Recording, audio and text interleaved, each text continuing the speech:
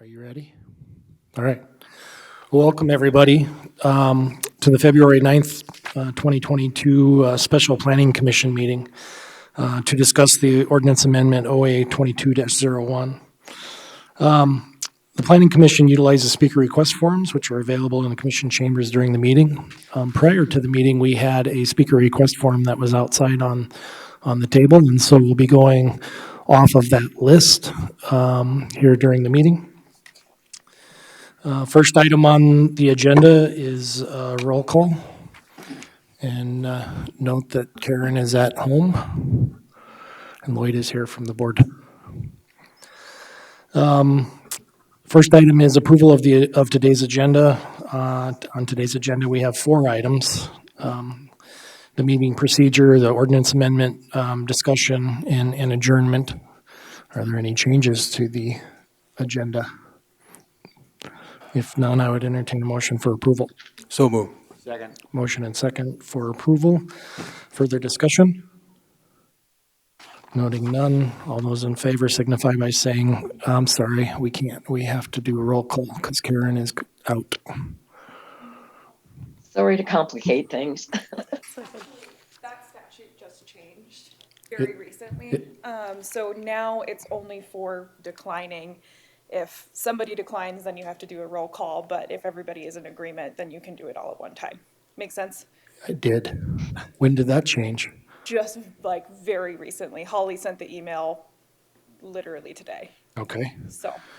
well, All in favor? all in favor? Aye. Aye. Aye. Those opposed, no. Motion carries. Next item is the meeting procedure.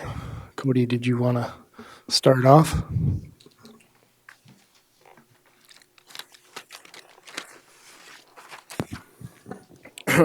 Cody Zach, environmental planner. So for the meeting today, I'm going to give a brief overview of the ordinance. I'm not going to get into too much of the weeds of it. I have a couple slides to go through what we included in the ordinance, and then we're mainly here just to take public comment on if there's any additions or changes that the public wishes to make to the ordinance. Thank you. I'll extend on that a little bit is that today we have a 5-minute time limit on each speaker up at the podium. After that, we will discuss the comments that have come forth. We have also received several comments that have come in that got handed to us here after we got here. So there's that. Ultimately, we're here to receive public comment. We expect this process to take 2 or 3 meetings, and so I don't believe that we will be acting on this tonight. There will be items that likely come up that get discussed, that maybe get requested of the Planning Commission, that will then need to be reviewed and understood from the staff's perspective to make sure that our ordinance is aligning with, say, associated state laws, federal laws, those types of things. So anything else to add to the procedure, Brittany? Okay. There is no action on the meeting procedure. Are there any questions, I guess, before we move on to the speakers for this evening? Will we, Mr. Chair, will we be asking questions of them if we care to? Certainly. Thank you. Further questions? Okay, thank you. We're on item 3, ordinance amendment OA 22-01. Cody Sack, environmental planner. Item 3 is ordinance amendment OA 22-01. It is to add section 321 hard rock mining to the Pennington County zoning ordinance. Couple things that we'll just do a quick overview. For zoning districts, hard rock mining will be allowed in any zoning district where there is currently a patented mining claim. It'll also be allowed in agriculture districts if the land or if the lot is a minimum of 10 acres in size, and heavy industrial district, open space zoning districts, which is your Forest Service and public lands. In the ordinance, we have application requirements. Again, this is just a quick rundown. There are certain requirements under each one of these that I'm just not going to go through at this moment in time. So will have to sign an acknowledgement statement stating that they understand the current zone, the ordinance that's in place, and that they meet the ordinance. They also have to submit a mineral rights verification that they have the right to mine the mineral on that land. They need to submit a site plan, operation plan, reclamation plan, and a socioeconomic impact study as required by South Dakota Codified Law 45-6B 33-1, and a completed application. They will also be required to submit a road and traffic impact study. This is required for all large-scale operations. In the ordinance, you'll see that there are large-scale operations and small-scale operations. This is used to determine impact to county roads and any mitigation measures that are needed to minimize that impact to county roads. For small-scale operations, at a minimum, they'll be required to name the roads that they're using, any proposed reclamation plan to any additions to the roads and adjacent land uses. For public notice requirements, any application will be required to send notice letters to any homeowner within a half-mile of the subject property. They'll also be required to send notices to the Tribal Historic Preservation Officer of each tribe listed on the Black Hills National Forest Service tribal THPO mailing list. And they have to post a sign at the entrance to the property. All this has to be done at least 30 days prior to the first public hearing. For public meetings, this will go in front of the Planning Commission and the Board of Commissioners. The Planning Commission will make the recommendation to the Board of Commissioners for all hard rock mining permits. General requirements under the ordinance are hours of operation, dust control, noise control, lighting, blasting, vibration, any roads or approaches that are needed, etc. There is a section in there that all Pennington County roads that service the operation must meet Ordinance 14 standards. It can't be a substandard road. There are buffer zones in the ordinance, 200 feet from all exterior lot lines, except for if it abuts a residential zoning district, then it's required for 300. Additional sections that are also in the ordinance, there's reviews, renewals, transfers, and enlargements, revocation of the hard rock mining permits, failure to commence operation, abandonment, limits of operation, and enforcement. So that's pretty much just the quick rundown of what's in the ordinance. That's all I really have unless there's any questions. I know that there were several items within the items that you listed that I have seen come up as questions numerous times in some of the attached comments that we've gotten from the landowners. I guess I would suggest that we go through the rest of the comments maybe that we received from this meeting and then maybe discuss those items maybe when they come up. So maybe we'd call you back up to go through those specific items. So, anybody else have any questions for Cody before we? I do, just some short ones. One, patent and mining claim. I know that's going to come up a lot tonight. Will you, for the board and for my knowledge, tell me?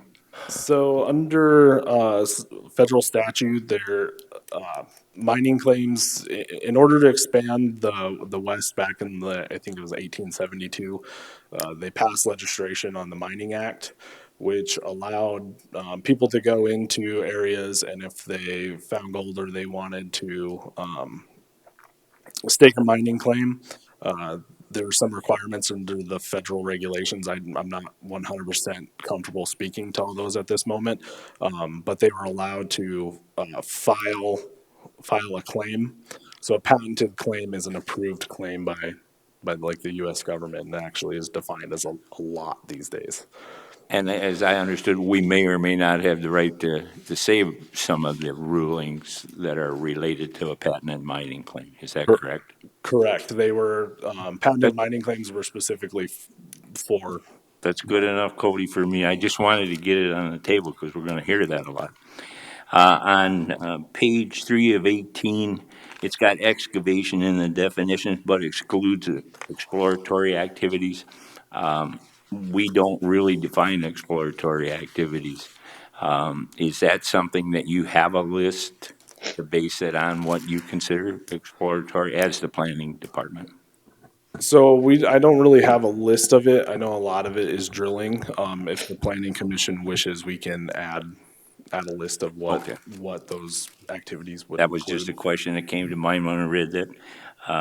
Page 5 of 18, item 4, down under 3, Roman numeral 4, it says contour basis for mining operations.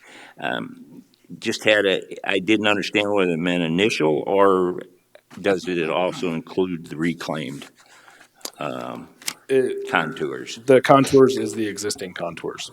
Okay, just contours existed. Okay, and then I had one more. Oh, no, I had two more. On page 10 of 18, II of C, it says the blaster shall conduct monitoring of every blast to ensure compliance with the air blast limit. And I wrote in there what form. Is that something that's standard or normally done, and you have a sheet or something you follow, or? There's actually state regs. Okay. Under the state permit, any blasting has to be done by a certified professional. So there's requirements that the state requires. So that's a normal record they keep, and they're going to monitor to do that. Okay, and then my last one is on page 16 of 18. It says appeal of planning director's decisions. Appeals may be made, et cetera, 14 days. To whom?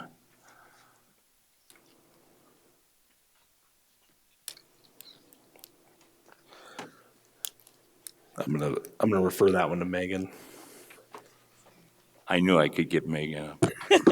Megan Kruger with the state's attorney's office. Any appeal from an administrative decision by the planning director is to the Board of Adjustment. Okay. And that's statute. That's, so.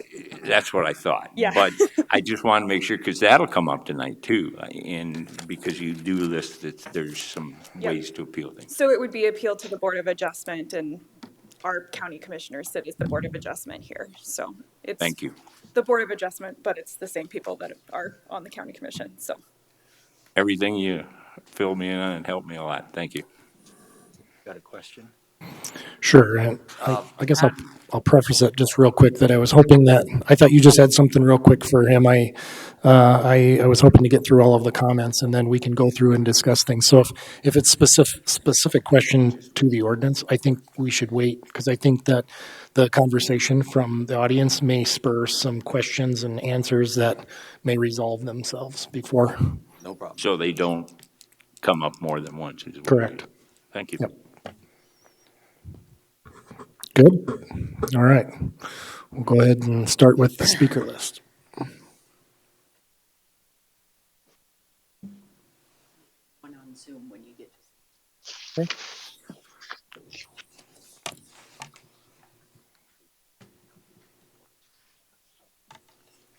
So for the person that's on the Zoom call, my eyes are not that good to see that far. I will put you at number 2 on our list, so I'll go with the first speaker, and then I'll call you. So I'll give you a few minutes to be prepared. The first speaker this evening is Barry Muxon.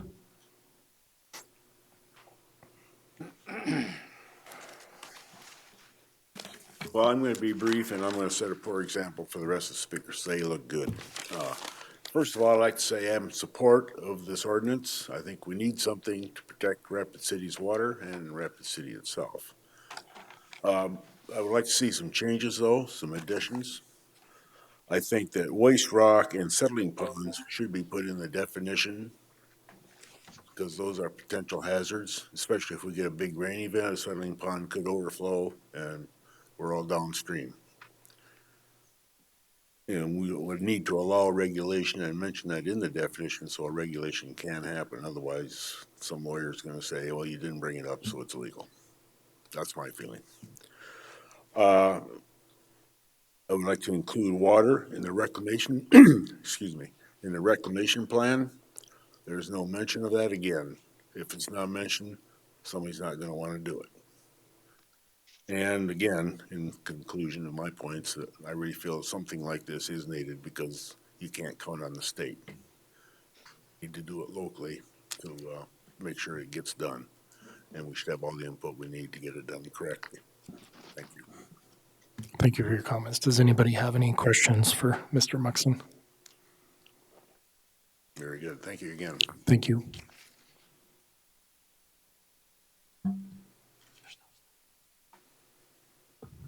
I'll let you guys get the timer reset. In the meantime, can we go to the Zoom call? It's ready to go. Sorry. I'm going to need someone to help me. I can't see the name that far. Nancy Hilding. It's Nancy Hildling. Okay. Nancy, are you on?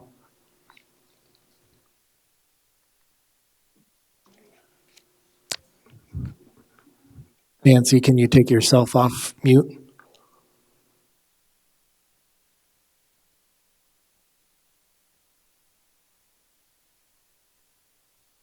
Hello? Hello, can you hear me now? I can hear you now. Yes, welcome.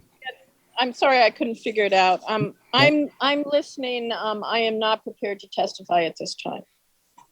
Okay. So, but I wanted to listen. Thank you very much. Great. Okay, thank you. We will move on down the list to Carla R. Marshall.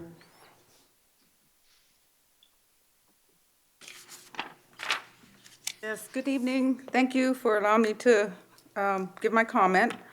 My name is Carla Ray Marshall, and I am a Lakota and a resident of Rapid City, Pennington County. My mother is a landowner here in Pennington County, and I probably will acquire the land as well, inherit the land. As we know, the Black Hills is treaty territory to the Oceti-Sakowin, and I inadvertently misspelled Oceti-Sakowin in my comment when I emailed it to you, so. And by all means, this is not considered as tribal consultation. I just want to put that out there. But it's exciting that you are including hard rock mining into the current county ordinances and taking precautions. Pennington County can be on the forefront and a trailblazer to strengthen local mining ordinances, and I believe would be the first county in the state to do so. We must care for the water in a respectful manner and hold it dear for the next seven generations to come and beyond. So please include language that will protect Black Hills waters as a whole, because we cannot control where the water flows. These natural waters flow all the way to the Missouri River. And you have my written testimony or comments, so I'm just going to skip over that. We all know that mining is the nation's largest source of toxic pollution. So, and we don't need to look far. We could just look up in the northern hills to the Gilt Edge. There's hundreds of abandoned mines in the Black Hills. We all know that. And that came under the 1872 Mining Act, which is still in play. But South Dakota and Pennington County in particular prides itself on the beauty of our area for outdoor recreation that brings in close to $1 billion revenue for the state versus the 24 million that Wharf, the large scale mining up in the Northern Hills, the only one operating in the Northern Hills right now. So I would like to say that we need to strengthen the ordinance with language that will not allow any legal loopholes, such as using may where will should be. Example under A, applicable, a stormwater permit says right now, it says may be required under section 507 for hard rock mining operations. Perhaps maybe changing that to will, or hard rock operations will not be allowed to operate without a patent mining claim. And underneath that, it has, all these other options if they don't have a patent mining claim. So I would say, why give them that option? They have to have a patent mining claim.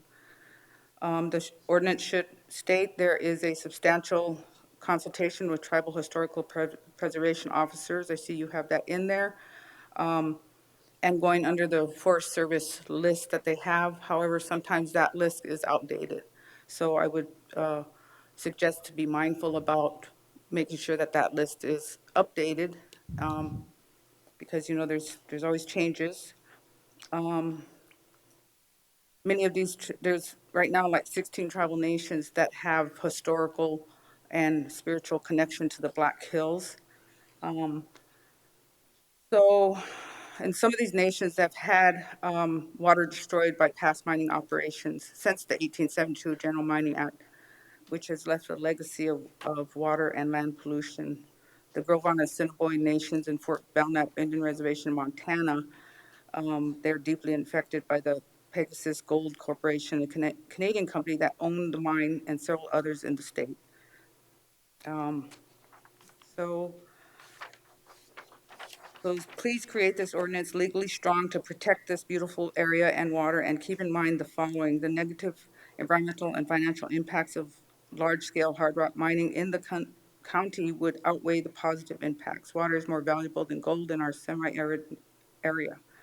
The ordinance should clearly state that the county can deny a mining permit application, especially if that mining company and its subsidiaries who have or had a mining operation that had environmental violations in the past, regardless of where these violations occurred. Wharf's company, Korea, has mining up in the Alaska, and they've had almost 200 EPA violations. So the hard rock mining ordinance should favor recreation, agriculture, and cultural historical sites and tourism over mining. So in closing, the Hassapa Black Hills are very sacred for us Lakota people and people that are here today. So I would say, you know, please consider every precautions and everything that you can do to strengthen these mining ordinances, because you will be the first, and, you know, like I said, you guys are at the forefront right now.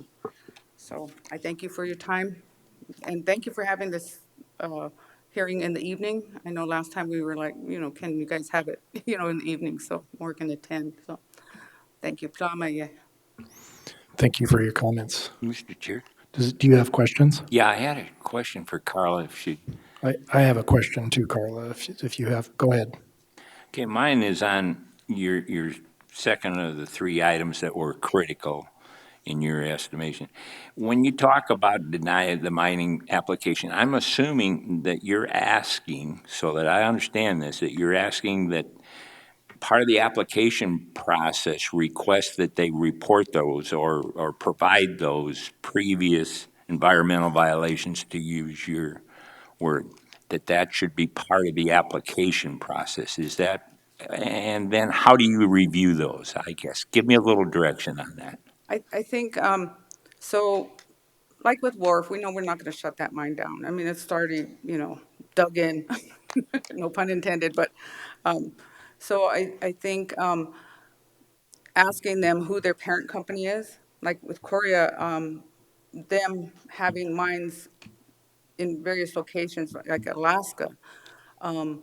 So if they have violations, that should be a red flag.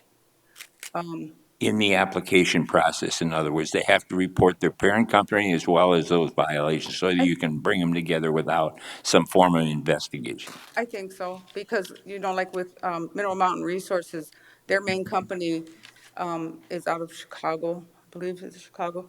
But, you know, where else have they done exploratory drilling? Have they had any violations? Like Mineral Mountain has had violations in 2013. They contaminated Battle Creek. So they've already had some accidents.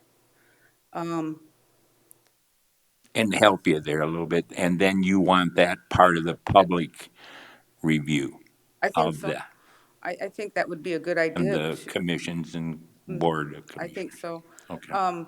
With Wharf Mine, we were told there was some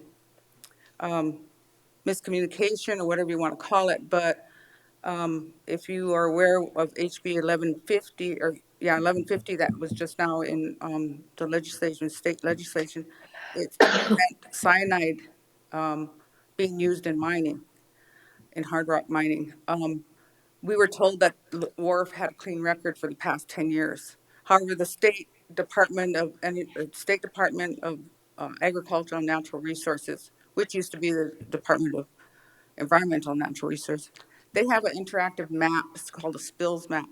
So they track all the toxic spills in the state. And so I got on that map, I zoomed into Wharf, and I started counting all those these little, square, or not square, but, rectangle, yellow. You click on those, a window pops up and it tells you where these toxic spills had occurred. So if you guys have seen that, it's really a good resources that the state provides for us. And I did find out that Wharf did have a cyanide toxic spill in 2021, July 4th, actually, Carla, 2021. can I interrupt you? Yes. I guess I want to keep it on this ordinance Okay. rather than more. And I can understand what you're saying if you want that item included in the review process. That's what I'm getting at, the application process. You want those items reviewed. Yeah, I think so. I Okay, think it would thank only you. strengthen. You've answered my question is what Okay, I'm thank getting you. at. Thank you very much, Carla. You're welcome, thank you. My question is in regards to the tribal historic preservation officer and the contacting that would be required as part of the application process. I've seen that this come up in several of the submittal comments. And my question for you is more on process. When that person or that office changes location, does that go out to all of the counties and the cities and everybody that would be impacted by that? Or from what I understand, there's some list that the Forest Service keeps up. It's out of date, according to some of the comments. I have no idea if that's correct or not. I'm trying to understand the process for this so correct people can be notified when they need to be. But I have a suspicion that this won't fix itself unless a better process is established. And I think that information needs to flow to the municipalities and instead of them, checking every month to see if something has changed. Sure. Does that make sense? Does my question make sense? What is the process? Yes, and I'm not in those offices. I mean, I'm not an employee or anything of the office. And like I said, there's close to 16 tribes that the Forest Service has contacted over several different requirements through different permitting processes. So we've seen the list, have 16 tribal contacts on there from several years back. And then there's also been a few. So we are kind of at a point where, how do we straighten this out too? How do we help the tribe that we can provide this information? Our tribes are scattered throughout the Great Plains. And there are also, tribal historical preservation offices, not officers, but the offices only have maybe one or two people in that office. Okay. So they're overwhelmed with, some of these consultation process. And so we're trying to help as the best that we can. And I think it just takes a matter of us working with the Forest Service. If you guys are depending on the Forest Service to provide that updated list, then perhaps we, as people here who give a heck, that we need to make sure that we can help them out to provide the updated information to the Forest Service. Okay. Because if that's who you're going to go with, then that's probably what needs to happen, so. You've answered my question. Thank you. Okay, thank you. Anybody else question for Carla? Can I expand on that just a little bit? Go ahead. So when we process the letters too, because there is a list online for the South Dakota THPO, list of officers under the different tribes. So any of the few applications that we get in, I go in and run that list and double check and see if there's anybody's names have been changed or address has been updated on that list. Okay. I know in the last one we did about a year ago, there was a couple names or addresses changed for a couple of the tribal officers. So I have to always check that anytime. So there's a- our application checklist that is provided to the applicants is only as good as the THPO website. Right, because that does get updated. I'm not sure who does that, Okay. but it's out there online. That answers my question as well. Thank you very much. Is that, excuse me, is that only for the state, the 9 reservations within the state of South Dakota? We only go off of the ones that are listed with the state of South Dakota that was provided to the Forest Service. Yeah. Yeah, 'cause some of them are, North Dakota, there's some in Oklahoma. Sure. Thank you again. The next speaker we have is Richard Bell.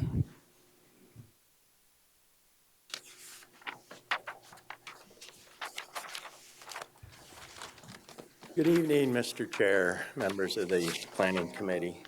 My name is Richard Bell. I am a resident of Rapid and therefore Pennington County. I'm a registered professional engineer in the state, and I work in the environmental engineering area. First, I want to just congratulate the Planning Committee for preparing this new draft of the hard rock mining ordinance. I think it's very important that any mining done here in the county be conducted properly and we protect the environment as well as the water.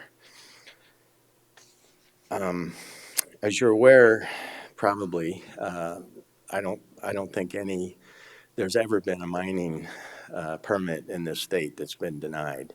So therefore, I think it's really important that the county step up and be another local entity that stands for the residents here and does maybe a little more scrutiny on some of these permits. So I think this is a good thing. And I think it's critical that we protect the residents from mining problems that often occur, as some of the other people have testified, some of the examples here in this state, cyanide leaks and what have you. And I apologize, I'm a little discombobulated tonight because there's a funeral in Pierre, and I literally got in a few minutes ago in a snowstorm back into town and had some notes that I was going to stop at home and get, and I don't have. I know you got my letter. I think the biggest thing we need to fix tonight or to understand, and it's more of a question, and Mr. Johnson was asking about patented mining claims, and I think we need a little more clarity on what that is. When I read the ordinance, and it was relatively recently because I just found out about this meeting, it was my understanding that if a company had a patented mining claim, they were exempted in some fashion from some of this ordinance matter. So I'm here just to try to understand exactly what that means. My feeling when I read it, and I think we just need to all be clear on what it is. It seemed to me that if a company had a patented mining claim, they were exempted somehow from a lot of this ordinance. And maybe I misread it. And again, I'm here to try to understand exactly what we're dealing with. But if that's true, then it seems to me they're getting some special treatment. And I just like clarification on that matter tonight. So that's mainly what I wanted to come here tonight to listen to. So I appreciate everyone's attention and ability, again, as it's mentioned, to be able to come here at 5 o'clock at night, and you all busy people, I understand. So I appreciate that ability to come and speak to you all. Thank you. Okay, thank you. Does anyone have any questions? It's my understanding that there are no new patented mining claims, haven't been since the 90s. Is that correct? Say again, I'm sorry. There are no new patented mining claims given out since the 90s. Is that All I know is there's right? 148,000 acres in the Black Hills that are being explored right now. So if there aren't any patented mining claims, there are many that are in the pipeline, so to speak. Well, but that's what I'm getting at. Yeah. Is you can't have any new patented mining claims. They would be unpatented. Maybe, Yeah, and that's why I'm here, to try to understand. Thank you. Megan Kruger with the state's attorney's office. So my understanding is that the federal government hasn't given a patented mining claim since approximately the 90s. I'd have to double check. That was from an old memo that one of my contemporaries wrote. But I'm fairly certain that one hasn't been even, they haven't been given a patented mining claim since approximately the 90s. And I would just like to note that there is a difference between patented and unpatented mining claims, because legally, from the brief research that I've done, I'm not an expert in mining law. So just so you guys are aware, I am going to have to research every question that or addition that needs to be done or is requested by this board. So essentially, my understanding is that an unpatented mining claim is still under federal jurisdiction, whereas a patented mining claim is private property.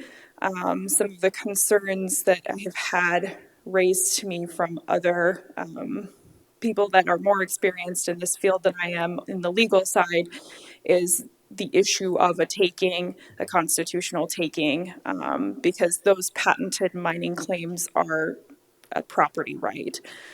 If this board would like me to do more research on that, I can do that.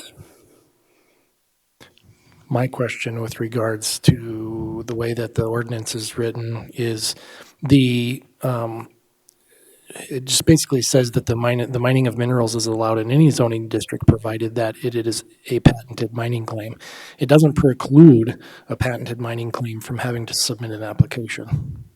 And that's my understanding, is that they still have to go through the application procedure, but they're not limited in necessarily where it can be, because obviously a patented mining claim is for a particular piece of property. And it's really a vested right that somebody has been given, a property right. And so it gets a little sticky with the Constitution, because if a county or a state is saying, no, you can't mine that even though you own that, there's some taking clause issues with that. Sure. Makes sense? Yep. Okay. Mr. Chair, did Go we ahead. authorize her to go ahead and do some more on that? And So the what- reason I claim is that this has come up before, even mining on this patented mining claim. It came up when they first were putting together and revising sub-regs. I think we really would like to have some direction. I would, on this, because some of the things I think we get in areas that we really have less to say about than you would believe. I agree with your comment. And maybe I should expand here a little bit at this time about the procedure moving forward. I'd like to hear all of the comments. I think that it's important that this board and the county hear everything that everyone's got to say. At that time, I think that then the board can review and discuss those items. And at the conclusion of that, I would like this board to provide some direction back to staff on things that we specifically want them to review for inclusion or research with regards to the Section 321 ordinance. I'd be on board with just what you said. And then that will be re-advertised for the February 28th meeting, correct? It's already been. It's already been advertised for the February 28th meeting. So I'm sorry if I didn't clarify that early on, but these are great questions that are coming up, so. Thank you for explaining that. Yep. Rebecca Turk is the next speaker.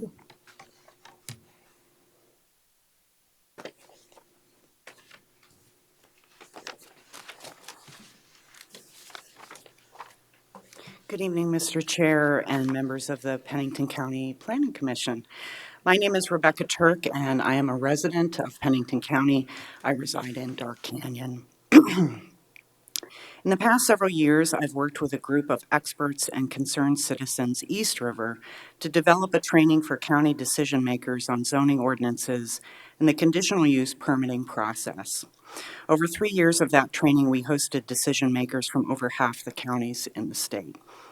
Those trainings included presentations from state government officials and other entities on issues related to that process, including the scope of state and county government authority, water protection and setbacks, mitigation of potential nuisances, infrastructure costs, and legal considerations in creating permit conditions and in denying permit applications.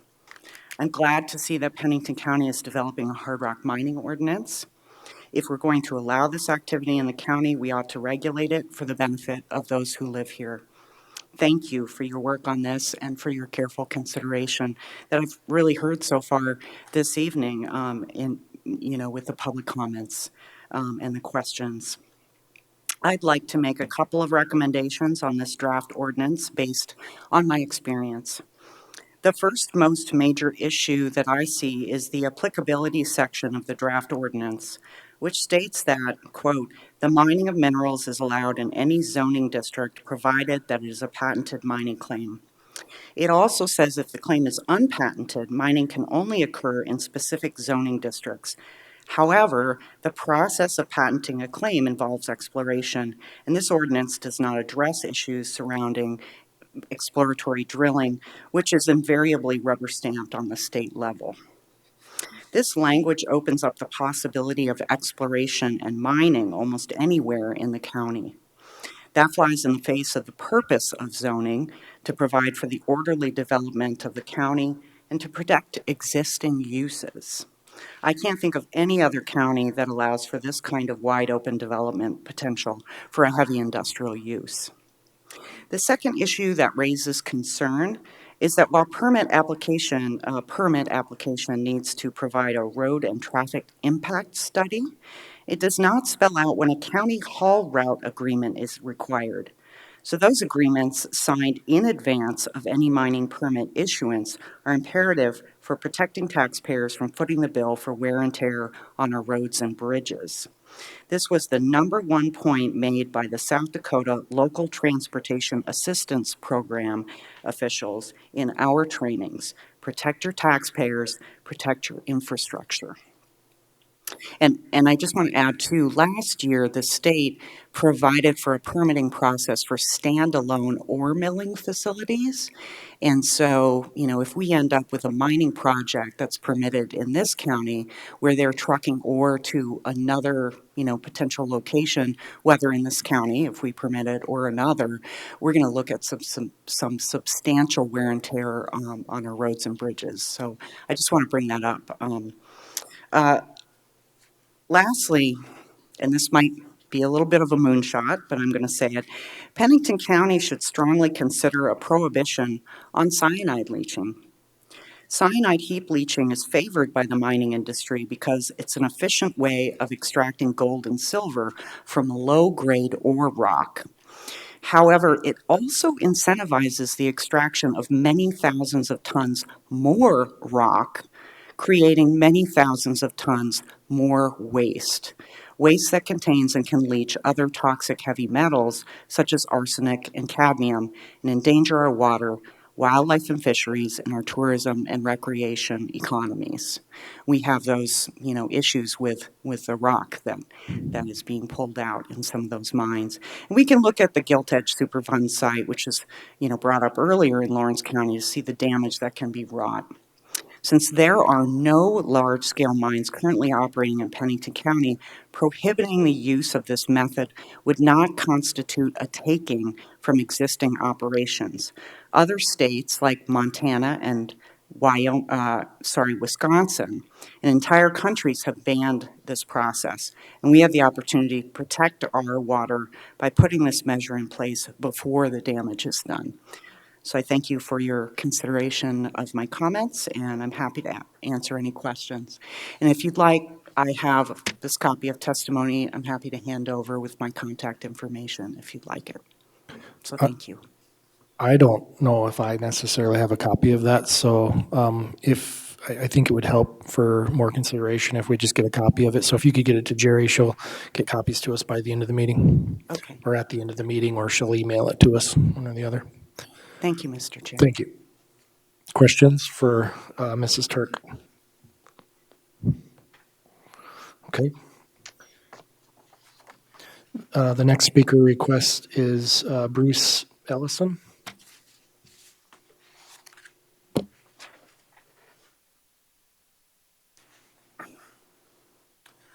Thank you, Mr. Chairman, members of the planning board, and the staff. My name is Bruce Ellison. I have written comments as well in great detail. I did email them in this morning. I heard this morning that was late. Oh, maybe they've already come in. Okay, wonderful. I don't know if I could go through each one of them and within the time that's allotted, so I would just touch on some of them as I can, but I'd like to premise my remarks with this. I'm an attorney here in Rapid City. I've been an attorney for 46 years, I think, maybe 47. About the last 10 years, I've been doing work in front of the Water Management Board and the Mining Board on both, on hard rock mining, particularly though related to uranium mining. But of course, living in Dark Canyon and in the Rapid Creek watershed, in which these proposed operations are going to occur, I and my family and my grandchildren have a lot of stake in this. And I want to applaud you for what really is, clearly a lot of hard work to get this draft to this point. I am in support of this ordinance. We've got to do something to protect our water. One of the things I learned from the state, and I don't want to echo, but I will, I guess, a little bit what some other people have said. Not only has the mining board not ever denied a mine, but the Water Management Board has pretty much given our water to any private mining company that wants it, as much as they want. And what is really clear is that they are not interested, and hearings we had as recently as within the last year, they are not seriously interested in water appropriations, in mining permits, in determining whether, when they give the permit, what kind of contamination is this really going to result in? They almost a disregard for a concern. We're giving water so that this construction work can be done. Well, what is the construction work for? Well, it's to build a specific facility and they don't want to look at what that facility then, how that facility could threaten our water resources. So it's up to us as a county. And I have a couple of questions for you. And again, I hope I'll try not to go over my time, but I'd ask for a little discretion if possible. Do you have, under SDCL 171820, the Department of Agriculture and Natural Resources wellhead protection guidelines? Do you have those? Has the state even put those together yet? Because under SDCL 7-18-20, which you may know, provides you with the authority to protect our water. It in part is supposed to be based upon these guidelines. Now, the statute also lists a number of other things, which I would suggest to you give you a fair amount of authority. If you deny a permit because they can't protect our water because they don't want to spend the money to use not the industry version of best management practices, but what is actually existing that works? What's the best that really works? Because I've heard from mining engineers, it just costs a lot of money and nobody wants to spend that kind of money because it's a lot of money. But yeah, you can virtually almost prevent any kind of contamination. Since you can, as commission members, set a bond, you can set conditions and say that in our responsibility, our statutory responsibility to protect our groundwater from operations which may contaminate it, to put on regulations that make it as tough as possible, that protect our water as absolutely the best it can be as possible, because nobody else will. And if a company says, oh, no, I may make a couple of $1 billion on this project, but this is too expensive. It's going to cut into my bottom line. Well, too bad. You want to come in here and you want to mine, why should you be allowed to damage our water? So I have a lot of specific recommendations, but one is encourage the state to get it, or we're going to have to make our own. And look at that list under 7-18-20 of the kinds of things you can prepare ordinances under statutory law to protect our water resources. I have a lot of different comments, And I guess I will put it to you. I'm happy to go through some of the additional ones specific to certain Time. sections and subsections. He just said time. I'm sorry. He said time, so Okay, please and wrap it up. that's fair enough. I do want to support the cyanide issue. I do want to suggest several changes that would include studying of the hydrogeology of the area, the subsurface water, as well as the surface water. And I want to echo the importance of the application, including an honest rendition of the company's mining operations and their history of violations. The DANR, Water Management Board, they didn't care. So we have to. Thank you. And you say you have a copy of my written ones? Thank you so much, and thank you for your time when you review. Does anybody have any questions for Mr. Ellison? Thank you for your time. Thank you very much. The next speaker that we have on the list is Mark, is it Balron? Thank you. Thank you. My name is Mark Bowron, and I am a professor at the South Dakota School of Mines in the mining department. And I have a number of comments, and I have a number of actual questions. And I can address with great certainty some of the questions about patented versus unpatented. I teach mining engineering, I teach surface, I teach underground. I also teach environmental regulation, environmental history, permitting, and reclamation. I have over 40 years experience in the mining business. And first thing I would say is I would preface my remarks that I agree with Mr. Bell. Mining must be conducted properly. It must protect our water and natural resources. And it must protect the health and welfare of all the citizens. This is what we teach. To conflate the bad practices of the past, such as the gilt edge, is not reflective of current mining practices. And to conflate those two together is basically false. I also agree with Mr. Ellison. With regard to protecting water quality and the engineering aspects. We are engineers, and I teach my students. I have a number of my students that are here tonight. I teach my students that there is an engineering solution for everything.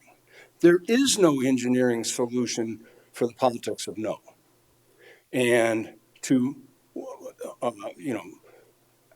what was it? House Bill 1150 and House Bill 1181 simply desired to outlaw the use of cyanide. And when you do that, you must address the problem. And addressing an emotional problem when there are no facts and no technical understanding doesn't solve the problem. So, but let me, I'm getting ahead of myself.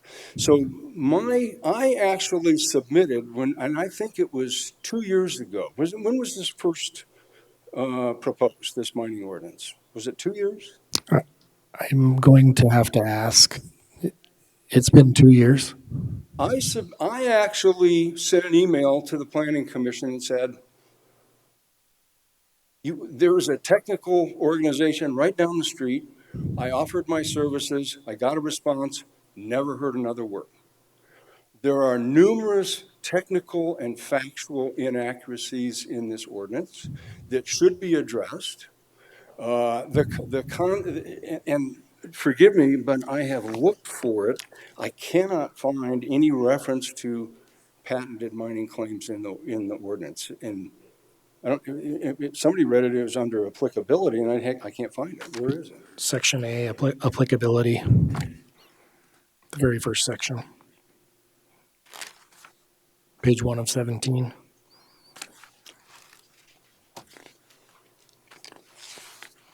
Okay, then, you know what, I'm looking at a previous draft then. I must be. I'm not looking at the current draft. The 1872 mining law provided for the staking of mineral rights, and it has been modified and amended numerous times since 1872. And it provided for two different, initially it was an unpatented mining claim. And the patent process actually conveys the surface and the mineral rights to private ownership. That's the patenting process. And the way that happens is there is a mineral surveyor that's employed by the government, by the Forest Service, BLM, and he comes out and he makes a determination, and there must be a discovery of valuable minerals, and it must be economic. And over the years, there was some question as to whether or not those tests were truly met. And then as a result, 1994, under President Clinton, there was a moratorium that was declared, and there were no new patented mining claims following 1994. But unpatented mining claims still convey private property rights. Under the 1872 mining law, you can stake an unpatented claim, and you have a right to exploit those minerals, subject to all of the permitting and all the other conditions allowed. So, Did you call time? No. Okay. Yeah, please wrap up your comment. Okay, all I would say is I would like to help. I would be willing to comment. I would be willing to go through this in much greater detail for the benefit of the Planning Commission and the planning staff. And the department, you have experts right down the street. I suggest that you utilize them. Thank you for your comments. Does anyone have any questions for Mr. Bowron?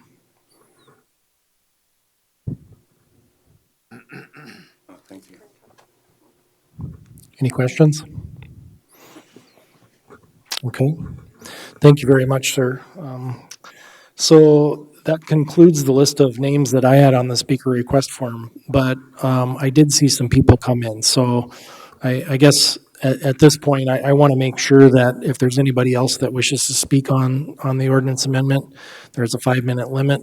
Is there, I'll go by with the, sir, please come forth. So we'll have you go first. We'll have you go second. Go ahead and come on up. And if you would state your name so I can write it on the list. Thank you, Commissioners, for letting me speak. My name is Jerry Munson, lifelong resident of Rapid City. I just want to thank all of you and the planning staff for all the work you've put into this, and it's very much appreciated. It's a tough job, and you've got to try to be fair, and I, for one, having been in a couple of government positions in the past myself, I understand what you're up against. And again, thanks for undertaking this, because it's easier to say we're not going to deal with that. We don't need any amendments. It's fine. So I understand that, and I appreciate it. I have some general thoughts to share. I'm not going to get specific because I'm absolutely positive you're going to hear specific suggestions for changes or amendments that you might make to what you have in your hands tonight. I'm just going to give you an overview of some things that I know, again, speaking to my experience as mayor of Rapid City and an alderman for Rapid City years ago. Our water is quite unique for our area, and that's come to me not only by personal knowledge of visiting with the Public Works Director back in the early 2000s, especially when we were trying to protect our water from terrorists. When I was mayor, it was the 9/11 happened, and it was quite a trying time. So I came to be not an expert, but much more informed than an average person about Rapid City's water supply. The uniqueness of our water supply in Rapid City is this. Most of the water we get comes from our wells, and for a short period of time, we run the Jackson Boulevard plant over there by Bacon Park for about 6 weeks because we can't keep up with the watering needs of folks in their lawns. The rest of the year, we pull it out of the ground and it comes out of the Madison. Public Works Director Dan Bjerke told me in specific words, he said, our water is so clean, we pull it out of the ground, we filter it a little bit, we put a dab of chlorine in, we put a dab of fluoride in, and we ship it to the customer. That's how lucky we are right here in Rapid City. And that luck extends to Ellsworth Air Force Base, and I won't tell you where it ties in, but because I don't really want the general public to know everything about that, because we never know who wants to do what with our water supply that feeds one of our national defense installations. But Ellsworth Air Force is fed by water from Rapid City. So it's critical that they have a good water supply too. It's inexpensive for our residents and for the county in general as well, because of the various folks that live outside the city limits and also tie into Rapid City's water. It's crucial that we keep it that way. So I'm here not to tell you, you ought to change this, you ought to change that. My overall message to you and my request from you is to consider carefully what you do tonight and in the weeks coming and the months as you undertake this effort, to remember that Rapid City has an incredible investment in our water and our economic development for our future and our kids and grandkids' future, and also Ellsworth Air Force Base's ability to protect us all is tied to that water. Just a couple of notes. Rapid City has a number of wells. When I was mayor, I think we had 15. We may have more by now. Lloyd, you could probably speak better to that than I could because you were on after I was. But anyway, multiple tens of millions of dollars worth of wells that go into that Madison aquifer. We just built a new treatment plant out by Cleghorn Springs that was just south of $100 million. We got another plant coming on Jackson Boulevard to replace the old one that was built when I took a tour at 8 years old from Meadowbrook School when we went through that plant in 1963. And that's going to be well over $100 million. So you see the investment that we all have in that water. How does this tie in with what you're talking about? My overall message again, and I'll return to it, is please consider everybody's life that's affected by the quality of the water that comes out of the ground, that also comes down Rapid Creek, goes down into the ground and comes back up again. And we don't fully understand, but we kind of have an idea that it all mixes together. But mining dollars are short term. I don't want to be unfair to miners. We need mines. We need things that come out of mines.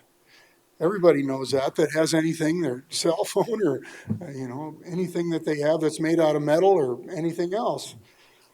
But we got to be responsible and we got to be fair to the people that depend on us when we're in government positions to protect their interests as well. And the short-term interest is for a mining company. The long-term interest is for people that live here and want to stay here, and the people that we want to attract to come here, to serve at the Ellsworth Air Force Base, to be our new manufacturing folks.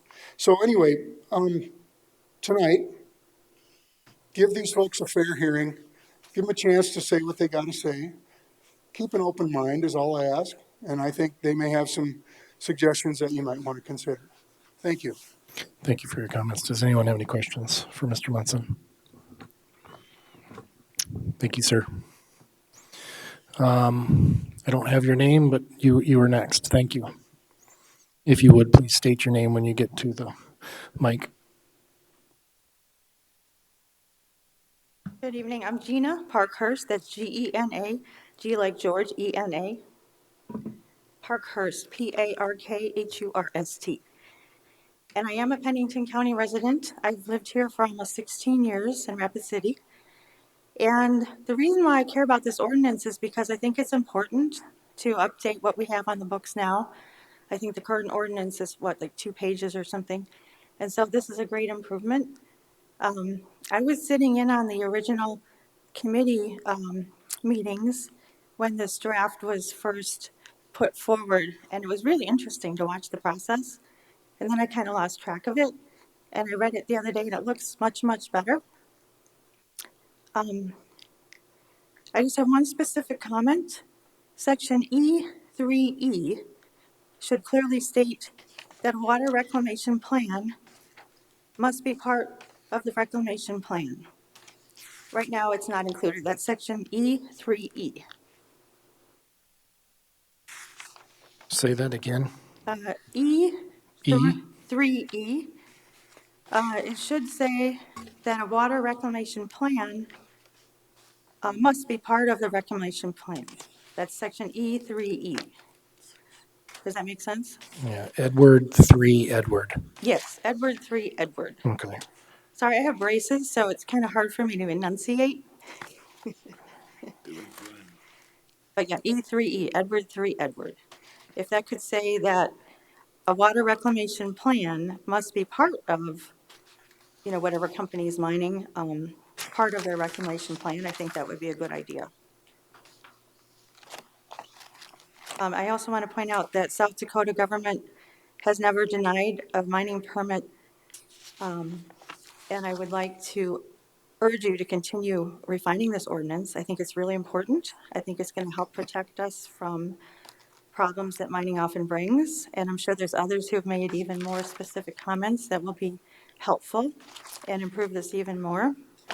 And at a personal level, I just want to say water quality is important because I suffered birth defects when I was in the womb. I was born at Camp Lejeune, a military base in North Carolina in 1966. And at the time, nobody realized the water was contaminated. A totally different situation than what we have here. We have wonderful water here. But they had a water problem there. And I didn't find out about that until I was probably in my 40s, I think. And so all my life I wondered, why did I have all these strange bone defects and arthritis types of symptoms? And so then I found out, Camp Lejeune, some of the things in the water are related to some of my bony birth defects. So water quality is so important for us and for future generations as well. Not to mention all the growth we've got in our county right now. My gosh, people are coming here and they need water. Anybody have questions? Questions? Thank you for your comments. Yes, thank you for taking them. Have a good night.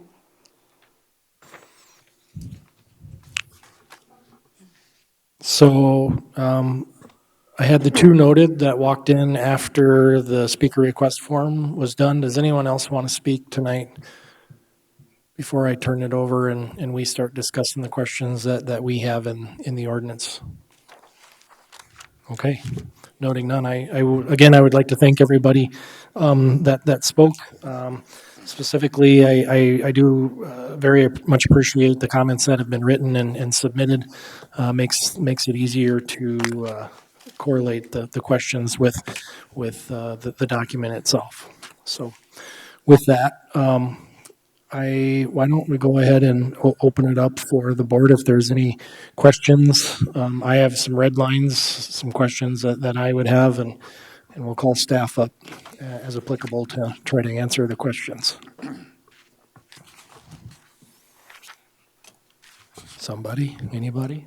I'll go first. Go ahead. Mineral rights verification. This talks about the owner of the mineral rights, blah, blah, blah. How do we Come on know up, for Cody. sure who has the mineral rights? I mean, someplace it's recorded. How do we find out? Correct. They have to, Cody Sack, environmental planner. They have to provide the recorded documentation that they have the mineral rights to that property. So if they have the mineral rights and they're allowing a company to come in and mine those minerals, we would need something from the mineral rights owner that shows that he is the one who has the rights and he's granting permission to the mining operation to extract those minerals.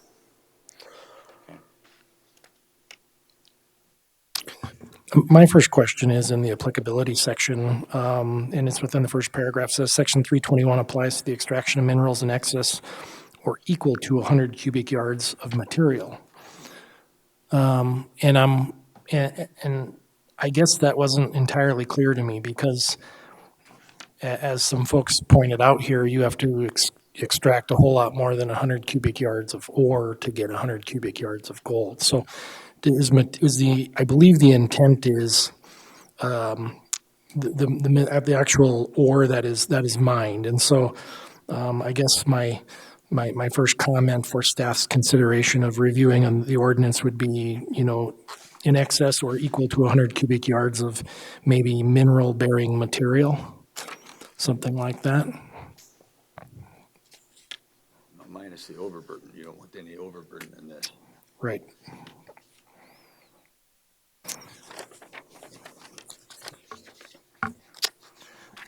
So you're saying you want staff to look into adding that? If there's any concern with that, I think it just needs to be clarified. Otherwise, I suppose it could be read two ways. If you extract 100 cubic yards of material, is the material the ore, or is the material the what they're trying to get? I see what you're saying.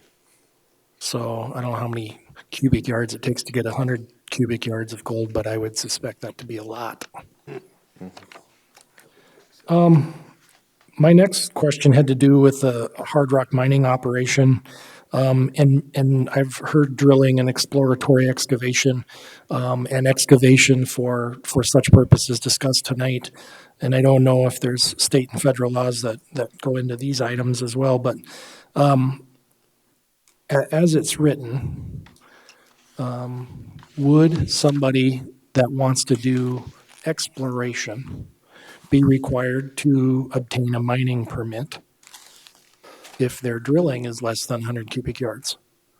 So no, they would not, under the way the ordinance is written. However, they would still have to, if any disturbance or anything's over 10,000 square feet, they would still have to get the stormwater permit, which would still require erosion sediment control, reclamation of the site, all of that stuff. Okay. So that would be my second thing then, is to try to maybe clarify that. That wasn't clear to me when I read through the ordinance. My next question is simply me being a little bit, I don't claim to be a grammatical guy or an English guy, quite frankly, but in section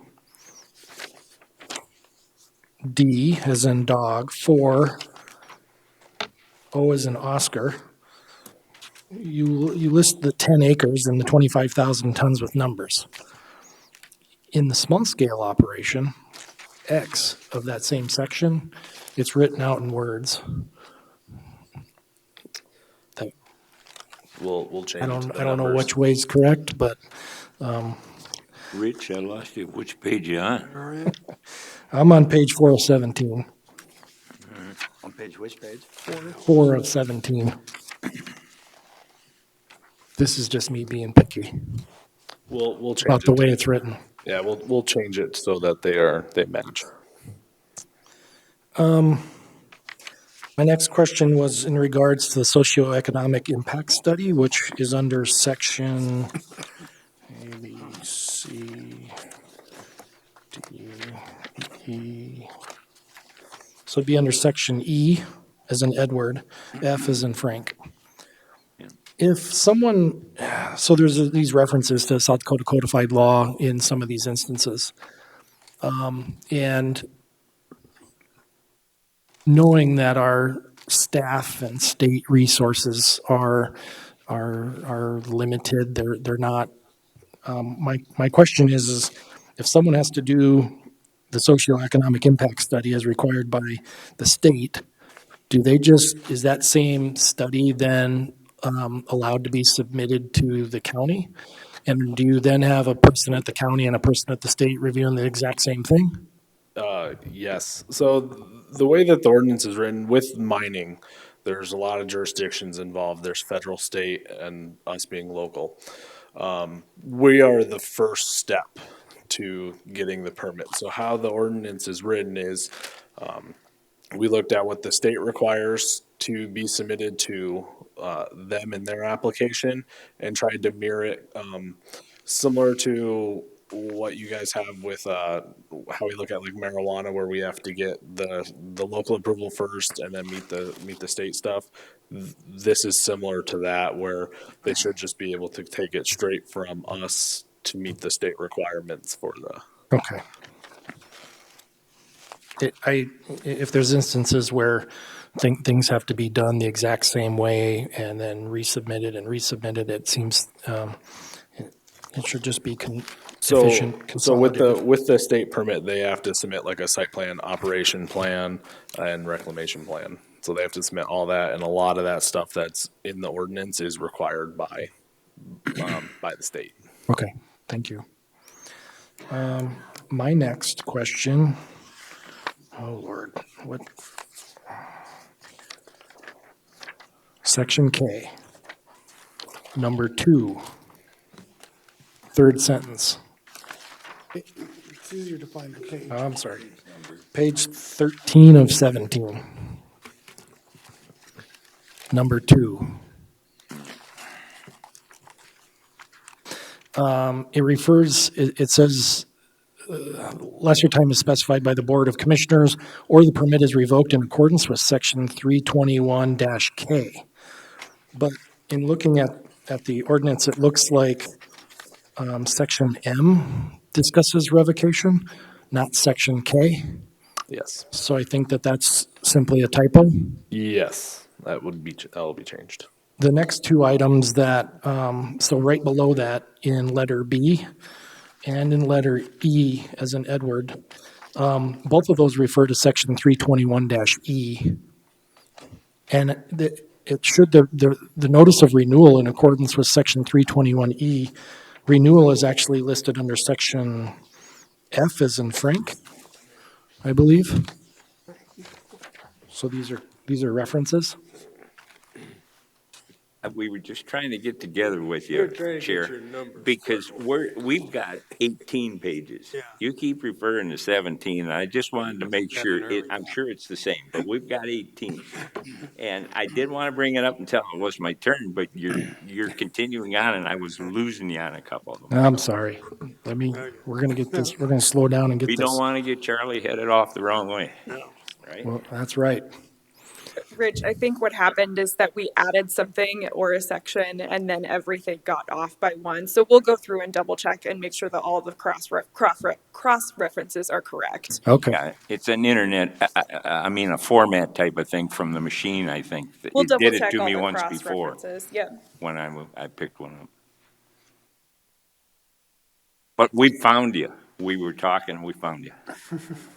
So we're okay. Thank you.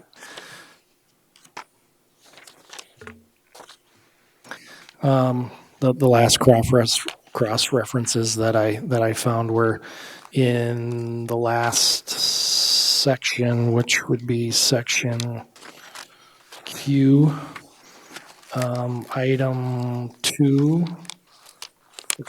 item 3 and item 4, both refer to section 320, and I believe that the intent is to refer to section 321.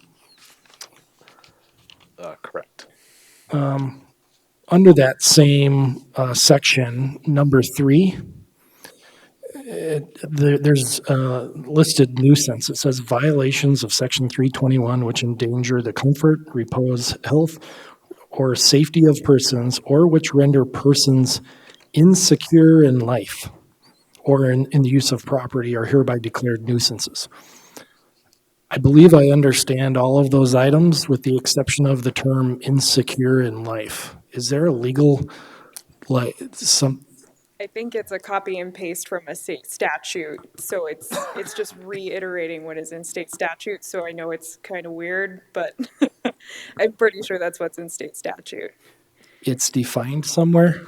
I don't know. I believe that definition is pulled from state statute. I can pull that specific statute up for the commissioners later on and just double check and make sure that that's correct. But we typically don't deviate. If there's a state statute on that specific issue, we just put what the state statute says. Okay. And I will concede and go along with if it's a state statute, but I read that and I thought I have no idea what that means. Or how to define it, and I think that that would be something we would need to review. I'll make a note and double check that that's correct. Thank you. Charlie, I'm done. Thanks. And I agree with you on Insecure, and they probably got a lot of statesmen down in Pier, you know. Mine are brief, and unfortunately, to rock the boat there, I went through. And Megan, can I have you up here? Because my very first one's that patented mining. How long will you need to get us something?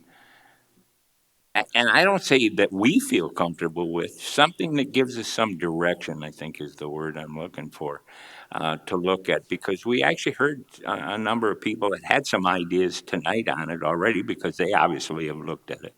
And I've heard before, and maybe it was misdirected because this is years ago, some of those thoughts have probably changed. I know I actually have started doing research on it already because frankly, as I said, I'm not an expert on mining law. It's a pretty niche area of the law. I mean, I will be probably after this.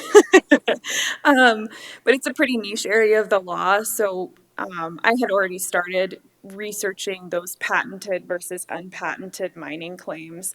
And I know that there are cases specifically out there that deal with zoning and unpatented mining claims specifically. I have been a little bit less successful trying to find guidance on patented mining claims and zoning specifically. So it'll probably take a couple weeks. I've got a couple other projects for the Board of Commissioners. One of the things that I specifically would want to know and be updated on would be there was some requirements for companies that owned, I don't know whether it was patented or unpatented, and the proper process for notifying and operating with the current landowner. They may own the rights underneath somebody else that owns the lands that don't own those rights. And it can get pretty complicated because Right. my understanding is that you could theoretically own either a patented or unpatented mining claim, but not own the underlying land. So you may or may not have the rights to actually take the stuff from the earth. And that's so it gets pretty prevalent. complicated. Not to interrupt you, but it's prevalent in the hills because there's certain ways they have to contact them and deal, and I'm wondering whether that's something that needs to be so that the public can read it in our ordinance and say they can expect if somebody's coming up alongside of their property or they're involved in this situation that they get properly notified. And the only way we can do that is find out what they're supposed to do. Yeah, and so what Brittany is doing is she's actually taking down notes on the things that Okay. each of us are going to research. Me, the legal Well, I won't side, so- that's a big subject for you to handle. I'm just wondering whether you can even be ready in 2 weeks, but that was my only thought. Well, if not, we may have to have a third meeting. Okay. Just because I want to make sure that we're right, not Yeah. doing it fast. So Okay, and my next one's for Cody, and that was the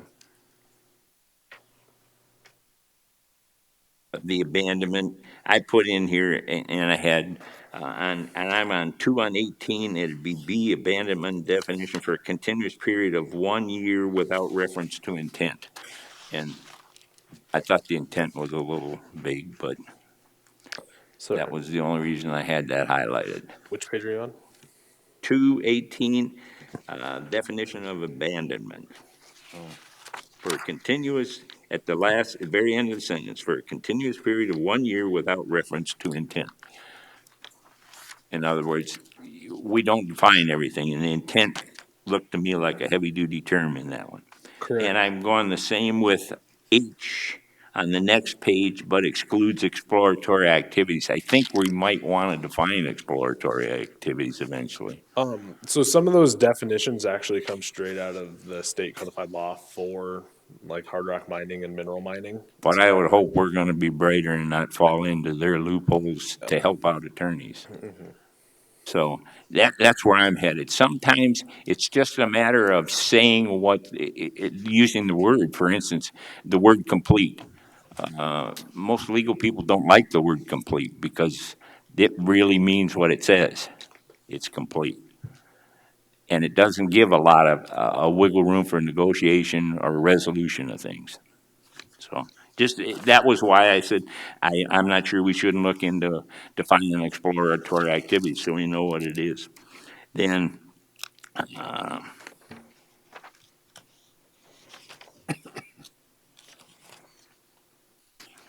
you got that, I wrote down that I did mention about the contour basis, whether both, I mean, I think you're gonna end up with contours for reclamation as well. But that was just a thought I had from pushing dirt around. Rich covered one of them.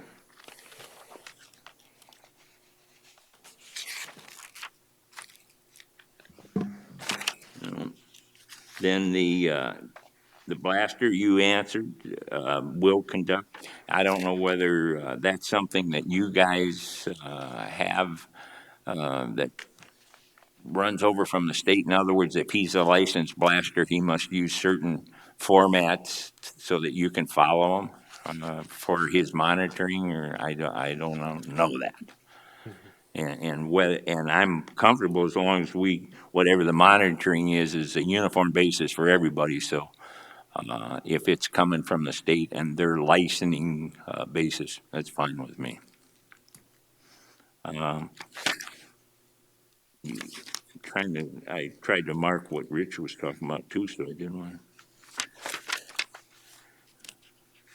Permit amendments on page 14, 18. It alludes to, and I'm sure again, this probably comes from the state, but for a minor modification of terms. If you read that whole thing, it says it goes on to permit amendments required for any increase of more than 20% contiguous affected land within the permitted area, or for minor modification of the terms and conditions. I don't know what that, what's minor? And what are those terms and conditions we're talking about that we're going to do minor things to? So that caught me, but only because if I was looking for ways around things.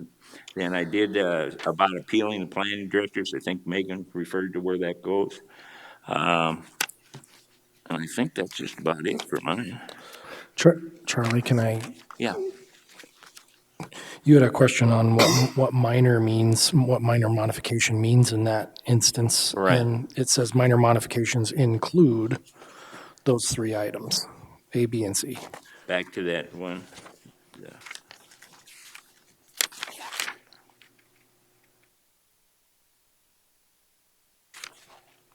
So if they're asking for an increase in the mining capacity, that would be a minor change. A change in the reclamation plan timetable, that would be a minor change, or the addition of two accessory facilities or of minor nature. Oh, see, and I thought those pertained to the permit amendment in the first place, not the minor modifications. Okay. Understood. Reading too fast. Understood. Thank you. Got some questions. Fire away. With my hiking and mountain biking, I run into claims, newer claims all the time, 600 feet wide, 1,500 feet long with the posts on the sides and all that, and the old Prince Albert can, which they use a pill bottle now. What will go in that pill bottle? Now it's the Pennington County that goes in it. They have to come in here and register it, and then it ends up back out there, and it's on the mining claim. You have, all your mining claims are basically like that. Will this permit then be the thing that'll be in the pill bottle out on the mining claim? I'm sorry, I'm not actually familiar with what. Now, see, all your mining claims, your newer ones and things, they all have your county papers in it. Mike, are you talking about the mason jar they stick the lid Well, on and put on a post? Too, till people started shooting them. Right. But they've gone with the pill bottles now because they're It's waterproof. basically supposed to give you a number and people to call And it has the county number in it, the case number that they come in and apply for. You understand what we're talking about? Okay, if you live out there, Mike does, living in Hill City, I'll explain this. I can just walk on the other side of a particular fence, and here's a 4x4 redwood with a mason jar mounted on it that directs me to that this is a mining claim. And another little sign, they produce their own signs usually on them, and that'll explain this to you. And if you want to get more information, you have to get into the jar, and then it'll give you a number and some related facts, like the claim in the first place, whether it's patented or unpatented, I think is on Well, that. and most of them are unpatented since they're new, but Right. it also gives you the coordinates. If I Yes. could just interject really quickly. Sure, go ahead. I don't believe that that's the county that has anything to do with that. I don't believe that we do any of that. If it is anybody, I would guess it would either be the feds or the state. So the answer is not really sure. Because maybe the county number for the claim is on there, but I'm guessing that's something that's provided to either the feds or the state, but I just don't know, so. I followed up on one, if I they can got 'em. interject here. All they would do then, when I followed up with who to talk to on this, not the actual claimant, but the related regulating party, they said that there was a set of rules. In other words, I said, am I looking at a mine being next door to my property? And they said, well, it's possible, but you could limit them. You have certain rules as a property owner that's adjacent to them, and you could limit them coming in and out of there with nothing but a shovel and 5-gallon buckets and stuff like that. You can set up your own rules to cross your property to get to their claim. So there's a lot of this side type of stuff that could come up in these sort of things too. And I think that's what you're trying to point out, Mike. Because there's isn't it? new ones all over the place. Right. Where I hiked a couple days ago, there were like about 5 different ones. Hill City's really getting a lot of them put up. So there must be a lot of claims out there. Your question is the county Other permit question. number Okay, gonna be in the bottle? Yeah, I need to, I guess, go out and see because it has a heading on it. It's an official government form. So I'll go pull one and take a look. The 100 cubic yards of material, is that per year? No, that's just, you do it one time, it requires a mining permit. Okay, then when we talk about large-scale operation, we talk about 25,000 tons. That's tons, the other's cubic yards. Would that be easier to standardize and either go with cubic yards or tons? You're an engineer, now maybe I'm wrong on this, maybe that's how it needs to be. Well, they're setting forth a volume requirement regardless of the density of the material, as far as the applicability and the need for the permit. And then your question is in regards to, It's, well, the large-scale operation on page 3, 25,000 tons. They're talking about tons instead of cubic yards. You've got cubic yards in one and tons on the other. Now, maybe engineering-wise, that's what it's supposed to be. I don't know. Is that how the state has it? I believe it's how the state DANR Okay. has it. So that definition, I believe, comes from them. Okay, yeah, fair enough. Okay. Let's see. You did that one. Where's the next one here? The blaster shall keep a seismograph record. How long do they keep the record? I wonder if we should have a limiter on there of some sort. So I'm not sure how long that record is kept. Again, that's regulated by the state. Because Okay. again, they have to get a state permit and follow all state standard rules and everything. I don't know if the state has a specific time frame that they would require. If it's something that the planning commission wants to add, that it's a certain amount of time, we can look into it and see if that's. My only thing is, say, for example, you've got a blaster and he gets canned and another one comes along a month later, and he'll say, well, where's the first record? Well, geez, it went with so-and-so when he left. Mhm.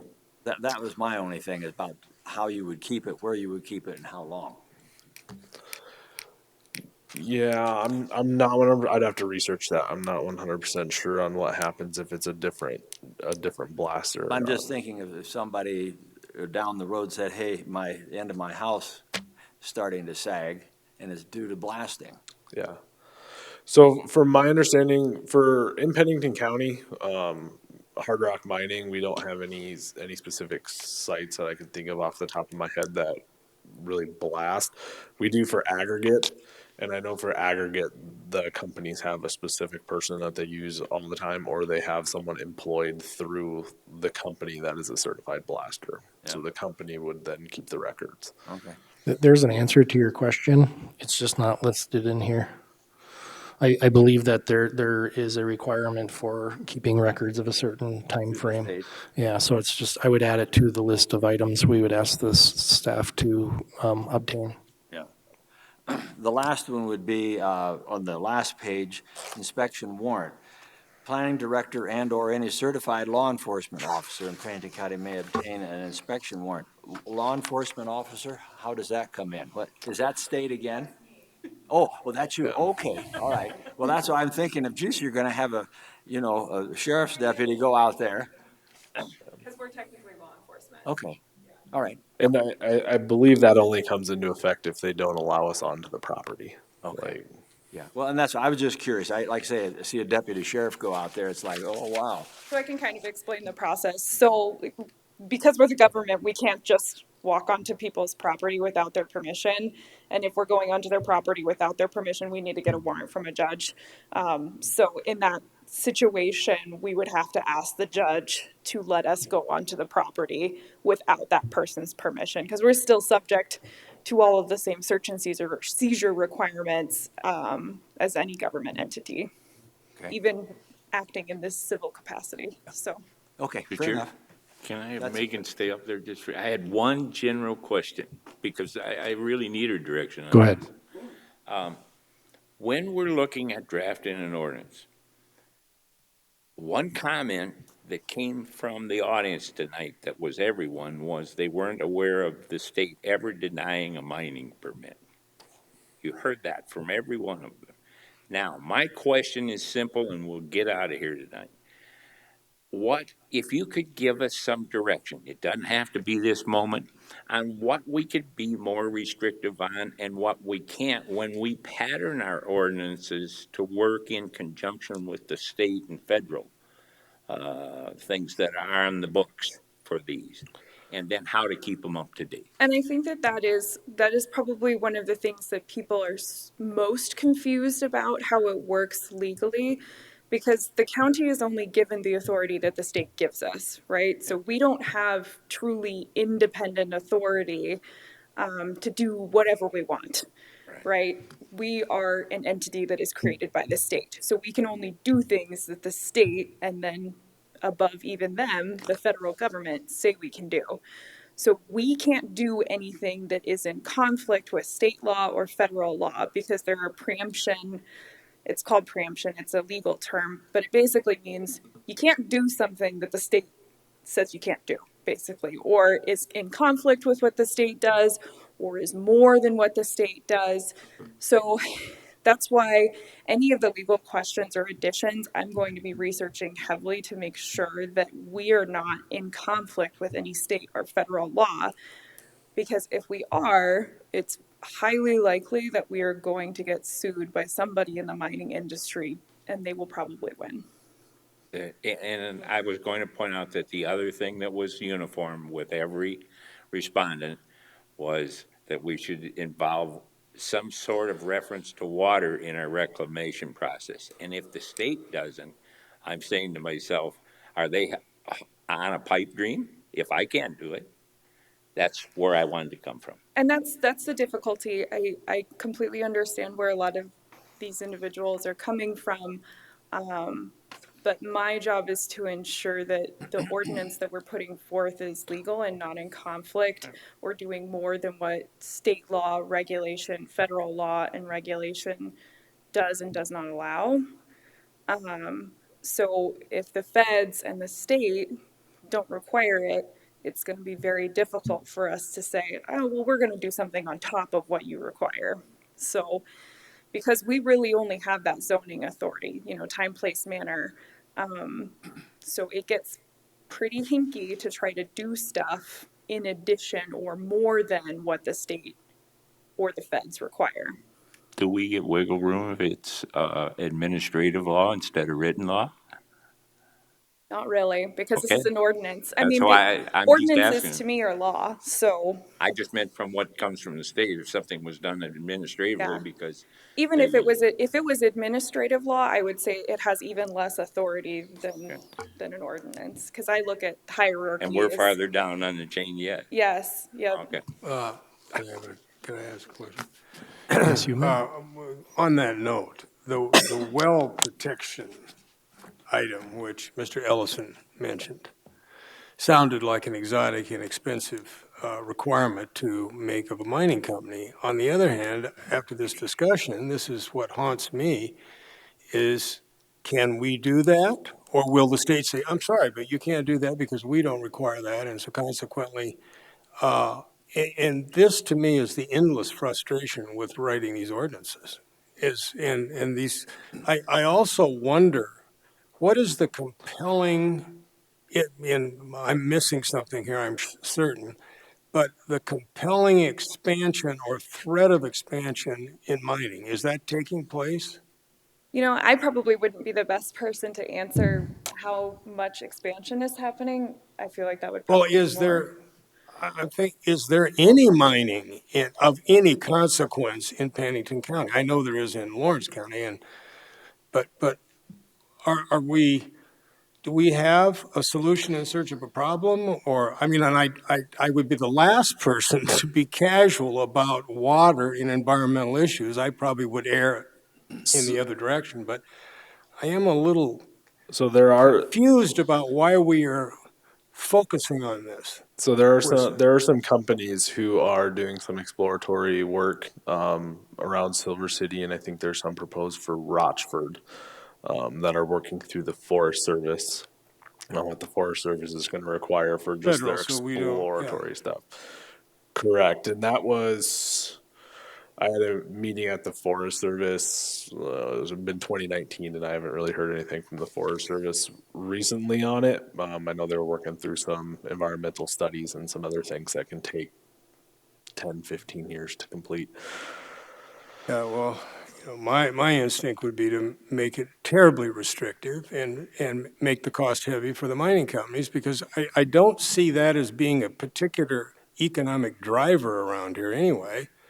But if there is some threat that there's going to be a cobalt mine out there or something, then of course we want to be prepared for it. But, and this is the frustration. I'm glad Charlie asked that question. Well, what can we do and what can't we do? Because this always haunts me when we come to these things. So just for some clarification on some things, Lawrence County has a hard rock mining ordinance, and it's actually, I think, like their second one. I believe their first one was thrown out in court That's accurate, yes. for being restrictive. I think pretty much on the first application from a mining company that applied and was denied. So what we are trying to do is avoid us putting an ordinance in place, denying a permit, getting sued, just so the mining company can come through and still Do whatever what they they want want. anyway. So we're trying to tread lightly and do it right the first time, which is why this could take 3-4 meetings to get. Mr. Chair, and Go ahead, I Charlie. believe that companies, if ordinances, laws, statutes, they're in place, they will meet them and they attempt to meet them. I believe that. It's those that we change later that then they dig their heels in and they have their own opinions on where they should go from there. And the difficult thing is, I mean, most mining companies, at least from a legal standpoint, most mining companies, they have attorneys and they have attorneys that are very specialized. It's all they do is mining.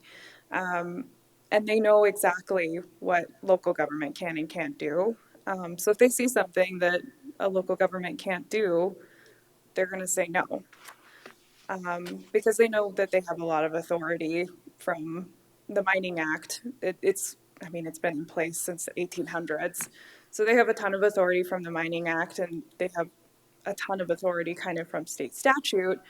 And they understand that if local ordinances are in violation of either of those things, that they can basically get the ordinance thrown out, which is what happened in Lawrence County. Lawrence County, I think it was back in Do you remember when it was, Cody? I think it's like 2015, 2019. It's been within the past 20 years. They had enacted an ordinance essentially saying no mining in Spearfish County, or in Spearfish Canyon, sorry. And that was thrown out, found to be a violation of federal and state law. And They had a specific site distance on whether the public could see the mine or not. And that's where they really got nailed. yeah, so it is definitely a highly litigious area. So I just want to make sure that we're doing it right, both for the industry and for people that are concerned. So we're not on any side, or at least the planning department isn't on any side. We just want to make sure that we're doing it right. I have a question. Go ahead. Megan, let's just take, for example, settling ponds. Okay, if there's nothing in the state ordinances of settling ponds, or the federal or something, are we able to put that in? I would say we have to be very careful about adding anything that is not specifically authorized by state statute or can be inferred therefrom. That's that is the settling legal ponds term. Excuse me, Mike, the settling ponds and the millings, that's off the application property is what the people that voiced their concern about that. So if the state's not gonna let us wander off the application property. I can't see the state saying, well, here, you guys go ahead and do it. We'd have to do it in another manner through our zoning, say you can't pile that stuff on such and such property without a permit. But as far as the application, once you get out of the application, it's pretty defined in there. So if you want to move it to somewhere else, look out. So I'm sitting here and maybe Jim and Charlie are thinking the same thing, but how do we address all of the concerns that have come up and cross-check those against the state ordinance or the state law and the federal laws that exist, and come to a revised document on February 28th? So, I mean, So what'll happen is Brittany wrote a bunch of stuff down. I wrote a bunch of stuff down. I'm sure you guys wrote a bunch of stuff down. So if there's anything specific that you guys want looked into, that is what we would prefer to look into. What specifically the planning commission wants, because at the end of the day, it's the planning commission and the board who approves the ordinance. So if there's something that from the public comments that you want us to look into, or you like the idea of, Specifically something that you want added to the ordinance. Okay. If you want it added to the ordinance, I would like Cody and I to be able to research both the legality and the practicality of it, because the practicality is not my side. I'm just gonna tell you whether it's legal or not. So let me take a stab at this then for everyone's sake, and I heard some things about the waste rock and or settling ponds. Can those what can and can't be done with those? The next one, it would be a bigger one, would be water, and maybe water and via the reclamation plan, or what limits are there associated with that compared to the land reclamation? I did hear some comments from, well, I'm gonna let that go. I don't want to dive into any of the bad behavior of the past. I think the comments were heard from those. I don't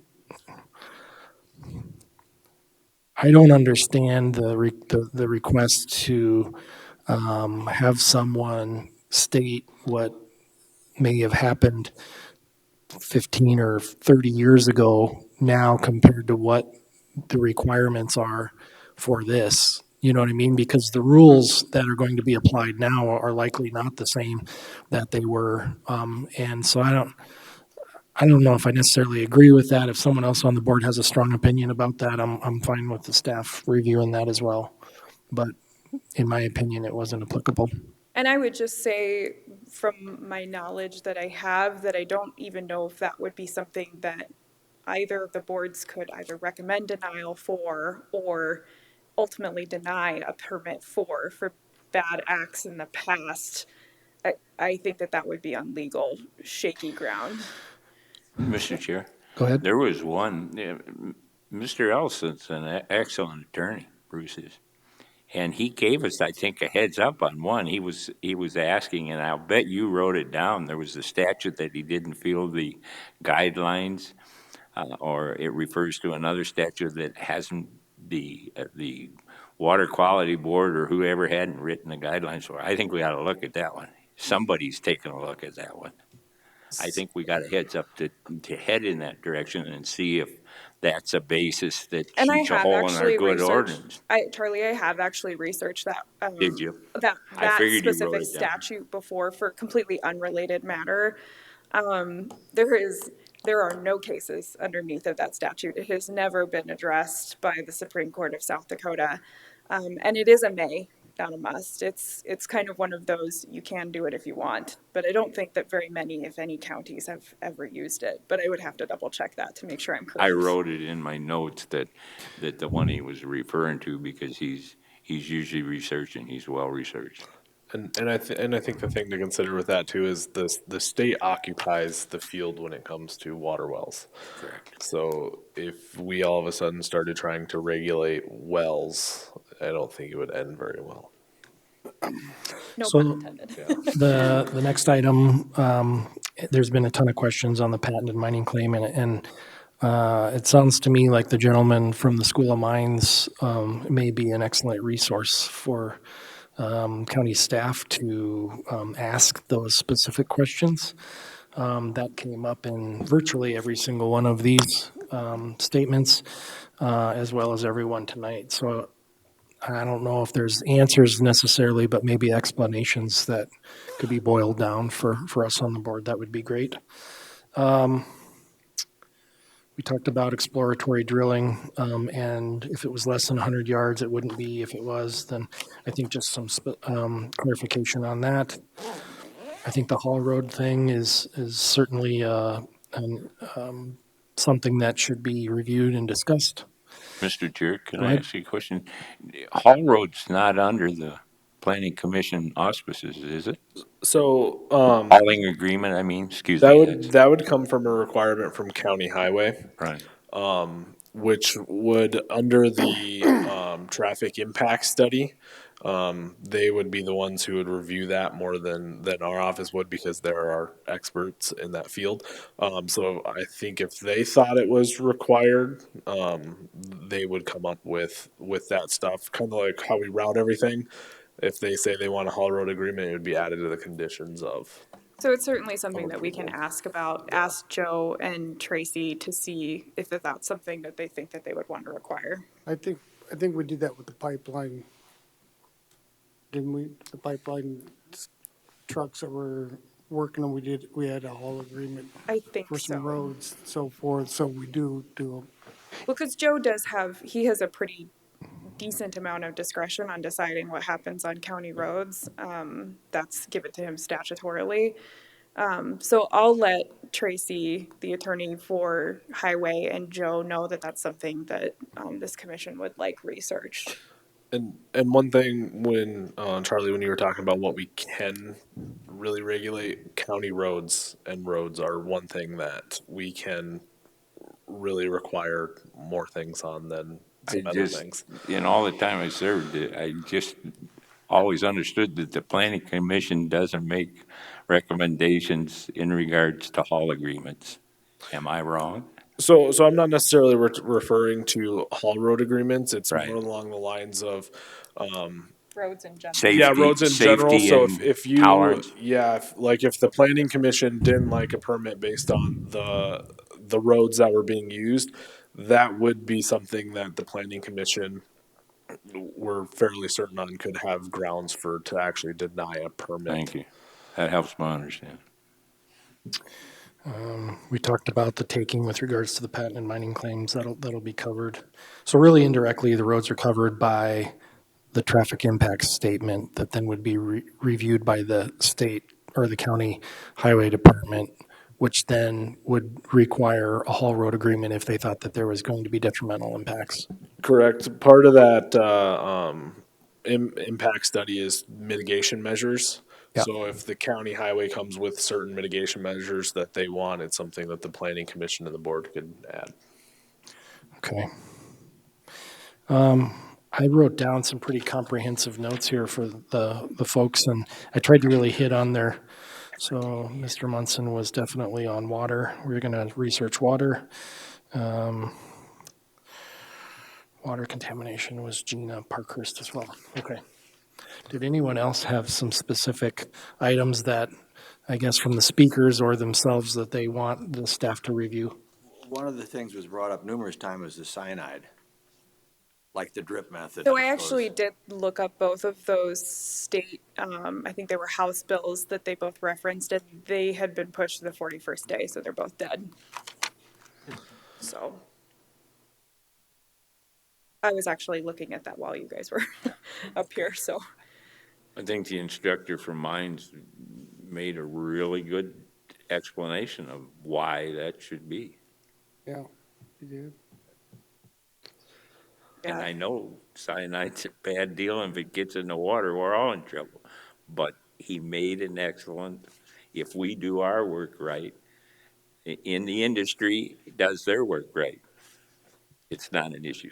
And I would just have concerns from a legal standpoint, putting something in our ordinance that we know that the state legislator has killed. I mean, that's really dangerous, so.